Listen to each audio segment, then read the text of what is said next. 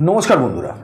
বাংলাদেশে এই মুহূর্তে কি চলছে সেটা নিয়ে নতুন করে আর বলার কিছু অবস্থা রাখে না, কিন্তু একটা প্রশ্ন আমাদের ভারতীয়দের মনেও যেরকমভাবে আছে ঠিক সেরকমভাবে বাংলাদেশের মানুষের মনেও হয়তো এই প্রশ্নটা ভীষণভাবেই উকে দিচ্ছে সর্বক্ষণ, যে এত কিছু বাংলাদেশ এই যে বড় বড় ডায়লগ মারছে, বিভিন্ন জঙ্গি নাশকতা ভারতে করাবার চেষ্টা করছে, তারপরও সেই অর্থে ভারত সরকার এখনও অবধিও কিছু করেনি। কিছু বিবৃতি এখান থেকে আমাদের লোক ওখানে গেছে, সেখানে আলোচনা হয়েছে, কিন্তু ওভারঅল দেখা যাচ্ছে যে যেন ভারত একটু ব্যাকফুটে, তুলনামূলকভাবে বাংলাদেশ অনেক বেশি অ্যাগ্রেসিভ। এইখান থেকেই এই প্রশ্নটা বারে বারে উকি দিচ্ছে যে ভারত আদতে কিছু করছে না কেন, সেইটাই বুঝবো আমরা আজকের ভিডিওতে। কিন্তু আমাদের প্রথমে ঢুকতে হবে আফগানিস্তান, তারপর পাকিস্তান হয়ে বাংলাদেশ হয়ে আমরা ভারতের উদ্দেশ্যটাকে বোঝার চেষ্টা করব আজকের ভিডিওতে। 2021-এ আফগানিস্তানে কি হলো সেটা নিশ্চয়ই আপনাদের মনে আছে, যে 20 বছর ধরে যে আমেরিকান সৈন্য সেখানে দখল করে বসেছিল, আলটিমেট তালিবান তাদেরকে তাড়িয়ে দিল এবং আফগানিস্তানের শাসনে বসলো তালিবান। যে মুহূর্তে তালিবান আফগানিস্তানের শাসনে বসলো, সবার আগে সেখানে তাদেরকে উৎসাহিত করতে, তাদেরকে কনগ্র্যাচুলেট করতে পৌঁছে গেল কে? পাকিস্তান সেখানে গিয়ে তাদের ভীষণভাবে বাহবা দিয়ে এলো যে তারা অনেক বড় কাজ করেছে, এত বড় কাজ যে আমেরিকা, তার আগে রাশিয়া, গ্রেট ব্রিটেন সবাইকে তাড়িয়ে দিয়েছে তালিবান, এবং নতুনভাবে তারা ক্ষমতা দখল করলো। এই যে তালিবান ক্ষমতাটা দখল করলো, এই তালিবানেরই আরেকটা গ্রুপ যেটা পাকিস্তানে অ্যাক্টিভ, টিটিপি, তাহরিক তালিবান পাকিস্তান, এরা যেই দেখলো যে তালিবান আফগানিস্তানে ক্ষমতা দখল করেছে, সঙ্গে সঙ্গে এদের মনের মধ্যে একটা ভাব জেগে উঠলো যে তাহলে পাকিস্তানকেও আমরা কেন দখল করতে পারবো না। এই থেকেই কিন্তু এই টিটিপি ভার্সেস পাকিস্তান সেনাবাহিনীর একটা ক্লাশ চলছিল। এরই মধ্যে একদিকে কাশ্মীরের পিওকে থেকে এবং গাদার পোর্ট অবধি এই পাকিস্তানের পুরো এরিয়াটায় বেল্ট অ্যান্ড ইনিশিয়েটিভ রোড যে প্রোগ্রাম চালাচ্ছে চীন এবং পাকিস্তান মিলে, সেই জন্য পাকিস্তান বিপুল পরিমাণ দেনা করে বসে আছে চীনের কাছ থেকে। যদি কোনোভাবে এই প্রজেক্ট বন্ধ হয়ে যায় তাহলে পাকিস্তান এমনিতেই দেউলিয়া, এইবারে দেউলিয়াপনাটা একেবারে জনসমক্ষে চলে আসবে আর কি। সেই কারণেই যেহেতু টিটিপি পাকিস্তান যে সরকার আছে সেটাকে আদতে মান্যতাই দেয় না, শাহবাজ শরীফকে তারা প্রধানমন্ত্রী হিসেবে মনেই করে না, তাই চীনের সঙ্গে পাকিস্তানের এই যে প্রোগ্রামটা সেটাতে তারা অখুশি। সেই কারণে চীনের যে সমস্ত কর্মচারীরা তারা এই রোড প্রোগ্রামে কাজ করছে তাদেরকে ধরে ধরে মারা হচ্ছে, বিস্ফোরণ ঘটনা হচ্ছে। 2024-এ এতগুলো বিস্ফোরণ যে পাকিস্তানে হয়েছে, যা পাকিস্তানের ইতিহাসে কোনো এক বছরে এত বিস্ফোরণ হয়নি, এইভাবে মানুষকে মারা হয়নি। স্বাভাবিকভাবেই চীন পাকিস্তানকে টার্গেট করেছে যে শাহবাজ শরীফ যদি এর এগেনস্টে কোনো ব্যবস্থা না নেয় তাহলে চায় না এখান থেকে এই প্রজেক্ট তুলে নিয়ে চলে যাবে, ফলে পাকিস্তান মরবে। তাই চীনের কাছে একটু বাহবা পাওয়ার জন্য পাকিস্তান কি করলো, গিয়ে আফগানিস্তানের পাকতিকা বলে একটি জায়গায় সেখানে গিয়ে এয়ার স্ট্রাইক করে চলে এলো। 46 জন সেখানে মারা গেছে, বহু নারী পুরুষ বাচ্চা মারা গেছে, যেটা আফগানিস্তানের তালিবান সরকার বলছে। এবারে এর আগেও কিন্তু পাকিস্তান এই কাজ করেছে, কিন্তু তালিবান তখন অতটা বলেনি, জাস্ট একটা ওয়ার্নিং দিয়ে ছেড়ে দিয়েছে। কিন্তু এই ঘটনা ঘটার পরে, 24 তারিখের এই ঘটনার পর তালিবান বলেছিল যে এর জবাব তালিবান দেবে, এবং দিয়েও দিল। শুক্রবার দিন ভোর রাতে পাকিস্তানের উত্তর পূর্বের যে পাখতুনখাও এলাকা রয়েছে সেখানে গিয়ে বিস্ফোরণ ঘটায়, এবং সেখানে 3টে পাকিস্তান চৌকি দখল করে নিয়েছে তারা, এবং এতে 17 জন পাকিস্তান সেনা মারা গেছে।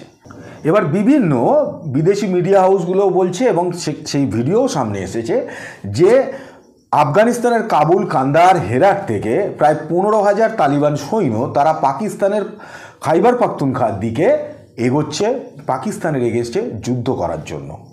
এবারে পাকিস্তান এইটা বুঝতে পারেনি যে তালিবান এরকম একটা রিয়্যাক্ট করবে, তারা তালিবানকে অতটা গুরুত্বই দেয়নি। এই ঘটনার পরে পাকিস্তান স্বাভাবিকভাবেই তাদের রাতের ঘুম উড়েছে। এবার পাকিস্তান যখন কোনো কিছুই পায় না, যখন তাদের বোধবুদ্ধির মধ্যে কোনো কিছু আছে না, তখন তারা টার্গেট করে ভারতকে। এবার পাকিস্তানের বক্তব্য হচ্ছে যে এই যে তালিবান এত সাহস পাচ্ছে তার পেছনে নাকি আছে ভারত। হ্যাঁ, এটা ঘটনা যে তালিবানের সঙ্গে পাকিস্তান যেরকম চেয়েছিল যে তালিবান এবং ভারত একটা মারামারির জায়গায় থাকবে, সেই জায়গাটা হয়ে ওঠেনি। সেটাও ভারতের কূটনৈতিক চাল। তালিবান ক্ষমতায় আসার পরেই ওখানে যে ভারতের প্রজেক্টগুলো ছিল সেগুলো ভেবেছিল পাকিস্তান যে তালিবান নষ্ট করে দেবে, সেটা হয়নি, সেই প্রজেক্টগুলো চলছে। তার সাথে সাথে ভারত একদিকে যেমন আফগানিস্তানে খাবার সরবরাহ করছে, অর্থনৈতিকভাবে তাদেরকে হেল্প করছে, ফলে এই মুহূর্তে আফগানিস্তানের সঙ্গে ভারতের সম্পর্ক মোটামুটি ভালো। এইটাই পাকিস্তানের কাছে মুশকিল। ফলে এই মুহূর্তে আফগানিস্তান এবং পাকিস্তানের রিলেশন যে জায়গায় পৌঁছেছে, যুদ্ধ যে বেঁধেছে, এটা কিন্তু এক্ষুনি থামবে না, এটা চলবে। এইবারে আসি বাংলাদেশের কথায়। দেখুন, বাংলাদেশে কি হচ্ছে সেটা নতুন করে আমি বলে সময় নষ্ট করব না, এমনিতেই ভিডিও একটু দীর্ঘ হবে। সেই কারণেই বাংলাদেশ বারে বারেই ভারতকে আক্রমণ করছে। সেখানকার নেতারা সব বলছে, একজন নেতা তো রিজভি বলে একজন নেতা, তিনি তো একবার তার নিজের ওয়াইফে সারিয়ে এনে জনসমক্ষে পুড়িয়ে দিয়ে বললেন যে ভারতীয় পণ্যকে বর্জন করতে হবে। দুদিন আগের ঘটনা বলছি। এখান থেকে 24,000 টন চাল পাঠানো হয়েছে বাংলাদেশে এবং 180 টন পেঁয়াজ সেখানে গেছে।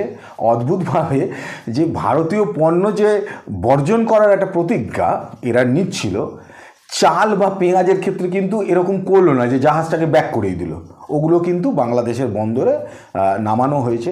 তার কারণ বাংলাদেশ এই মুহূর্তে এই যে দেখানো হচ্ছে যে হিন্দুরা সেখানে সংখ্যালঘুদের ওপর অত্যাচার, হিন্দুদের ওপর অত্যাচার, দুদিন আগে যে একটা নারকীয় হত্যাকাণ্ড ঘটেছে একজন মহিলার ওপরে, যা ভাষায় প্রকাশ করা যায় না। কেন করছে বাংলাদেশ সেটা তো বাংলাদেশ জানে, আমরাও জানি যে বাংলাদেশের কি উদ্দেশ্য। কিন্তু বাংলাদেশ এই মুহূর্তে সবচেয়ে বিপদের মুখে হচ্ছে যে খুব শিগগিরই তারা খাদ্য সংকটের মুখোমুখি হবে। তার কারণ বাংলাদেশ দুটো জায়গা থেকে মেনলি চাল আমদানি করে, ভারত এবং মায়ানমার। মায়ানমারে আরাকান আর্মি রাখিয়ান প্রদেশকে তো দখল করে নিয়েছে এবং বাংলাদেশেরও একটা পোর্শন তারা দখলের মুখে। আরাকান আর্মি যদি মায়ানমার পুরো দখল করে নেয়, যেটা সেই দিকেই এগোচ্ছে, জুন্টা সরকার পতনের মুখে, স্বাভাবিকভাবে মায়ানমার থেকে বাংলাদেশে চাল আর রপ্তানি করা হবে না, মায়ানমার বন্ধ করে দেবে। একমাত্র বাংলাদেশের কাছে যে দরজাটা খোলা থাকবে সেটা হচ্ছে ভারত। আর যদি আমেরিকা বাংলাদেশকে সাপোর্ট করে, সে আমেরিকার ক্ষেত্রেও কিন্তু যেহেতু ট্রাম্প ক্ষমতায় আর 20 দিন বাকি আছে আসতে, ফলে স্বাভাবিকভাবে ট্রাম্প আগে থেকেই বলে দিয়েছে যে কোনো দেশের কোনো ঝামেলার সঙ্গে আমেরিকা জড়াবে না। ফলে আমেরিকাও বাংলাদেশকে হেল্প করবে না বলেই মনে হয়। ফলে বাংলাদেশের জন্য একমাত্র রাস্তা খোলা আছে ভারত। ফলে আগামী দিনে ভারতকে সঙ্গে নিয়ে চলা ছাড়া বাংলাদেশের কাছে আর কোনো রাস্তা খোলা থাকবে না। হ্যাঁ, এটা একটা ঘটনা যে পাকিস্তান থেকে দুটো জাহাজ বাংলাদেশে এসছে, যদিও সেই জাহাজে কি আছে সেটা না পাকিস্তান বলতে পারছে না বাংলাদেশ বলতে পারছে। অন্তত চাল ডাল আলু পেঁয়াজ তো আসেনি, এটা বোঝাই যায়। কারণ পাকিস্তান কাউকে ওইগুলো সরবরাহ করতে পারবে না, কারণ পাকিস্তানে এই মুহূর্তে কি খাদ্য সংকট চলছে সেটা সবাই জানে। ফলে স্বাভাবিকভাবেই সেখানে গোলা বারুদ বন্দুক হয়তো পাঠানো হয়েছে, সেটাই হবে। কিন্তু পাকিস্তান এই মুহূর্তে বাংলাদেশের ওপর যে কনসেন্ট্রেট করবে ভেবেছিল, সেই কনসেন্ট্রেট আর করতে পারবে না, কারণ ওদিকে আফগানিস্তানের সঙ্গে লেগে গেছে। এবার এইখানেও বাংলাদেশের বক্তব্য হচ্ছে যে এই যে আরাকান আর্মি হঠাৎ করে কয়েকদিনের মধ্যে জুন্টা সরকারকে এইভাবে পতন ঘটিয়ে নিজেরা যে জায়গা দখল করে নিচ্ছে, এখানেও নাকি ভারতের হাত আছে, থাকতে পারে। কারণ বাংলাদেশে যে ছাত্র আন্দোলন বলে এতদিন যেটা ভাবা হচ্ছিল, যেটা বাংলাদেশের মানুষও ভেবেছিল যে সত্যিই ছাত্র আন্দোলন, সেটা যে আদতে ছাত্র আন্দোলন নয়, সেটা যে আসলে চীন এবং পাকিস্তানের আইএসআই এরা করলো, এই ঘটনাটা আদতে সাজিয়েছে এরা, এবং সেখানে আমেরিকার একটা সাপোর্টও ছিল, সেটা কিন্তু বুঝতে আর অসুবিধা হয় না। 53 বছর পর পাকিস্তান আর্মি বাংলাদেশে এসে পৌঁছেছে। একটা সময় যে আর্মি লক্ষ লক্ষ বাঙালি মুসলমানকে খুন করেছে, রেপ করেছে, তাদের অসম্মান করেছে, তাদেরকে আবার বাংলাদেশ ডেকে আনছে। যাই হোক, বাংলাদেশ বুঝবে তারা নিজেদের সাথে কি করবে। এবার ব্যাপার হলো যে এই যে চীনও যে এইটার মধ্যে জড়িয়ে পড়লো, এখানে যদিও অনেকে আবার বলছে যে ভারতের এখানে একটা ইন্টেলিজেন্স ফেলিওর আছে। আমি এটাকে কিন্তু অন্তত ভারতের ইন্টেলিজেন্স ফেলিওর বলে এটাকে দেখছি না। তার কারণ 2020 থেকেই চীনের সঙ্গে আমাদের একটা কিন্তু সমস্যা চলছে, ডোকলামের ইনসিডেন্টের কথা আমরা জানি। ফলে ভারত অনেক বেশি গুরুত্ব দিয়েছিল চীনের সঙ্গে সম্পর্কটা কিভাবে ঠিকঠাক হয়। চীনও একটা সময় এসে বুঝেছে যে ভারতের সঙ্গে সম্পর্ক ভালো রাখাতেই তাদের লাভ আছে, কারণ ভারতের একটা বিরাট বাজার আছে যেটা চীনের দরকার আছে। তার সঙ্গে সঙ্গে 2019-এ কাশ্মীর থেকে 370 ধারা উঠে যাওয়ার পর সেখানে ভারতকে অনেক বেশি গুরুত্ব দিতে হয়েছিল, যেহেতু পাকিস্তান সবসময় প্রক্সি ওয়ার চালিয়ে যায়। ফলে কাশ্মীর উপত্যকাকে শান্ত রাখা, সেখানে ভোটের ব্যবস্থা করা, সেখানে যে এত সুন্দরভাবে একটা ভোট পরিচালনা হয়ে গেল, ইনভেস্টমেন্ট আসছে কাশ্মীরে, ফলে কাশ্মীরের যে ইউথ তারা জঙ্গির পথ ছেড়ে দিয়ে আজকে মূল স্রোতে ফিরতে চাইছে, ফেরার ব্যবস্থা করছে সরকার। এই দুটো দিকে সরকার এতটা ইনভলভ হয়ে পড়েছিল, সেই জন্য বাংলাদেশকে তুলনামূলকভাবে কম গুরুত্ব দেওয়া হয়েছিল। আর যেহেতু শেখ হাসিনা ওখানে ছিল এবং শেখ হাসিনা বরাবরই প্রো ইন্ডিয়া, ফলে স্বাভাবিকভাবেই ভারত ওদিকটা নিয়ে অতটা চিন্তা করেনি। এরই মধ্যে চীন এবং পাকিস্তান এই জায়গাটাকে কাজে লাগিয়েই এরা বাংলাদেশে এই ক্যাওয়াসটা তৈরি করে দিল। তার সাথে শেখ হাসিনাও অনেকটা দায়ী, যে তার লাস্ট 10-15 বছর যে স্বৈরতান্ত্রিক ব্যবস্থা সেখানে চালানোর, তারও ফল বাংলাদেশ আজকে ভুগছে। এইবারে আসি যে ভারতের উদ্দেশ্যটা আসলে কি। ভারতের উদ্দেশ্য আসলে ইউএনএসসিতে স্থায়ী পদ দখল করা। অনেক বছর ধরেই ভারত এই চেষ্টা চালিয়ে যাচ্ছে যে ইউএনএসসিতে স্থায়ী পদ দখল করতে হবে।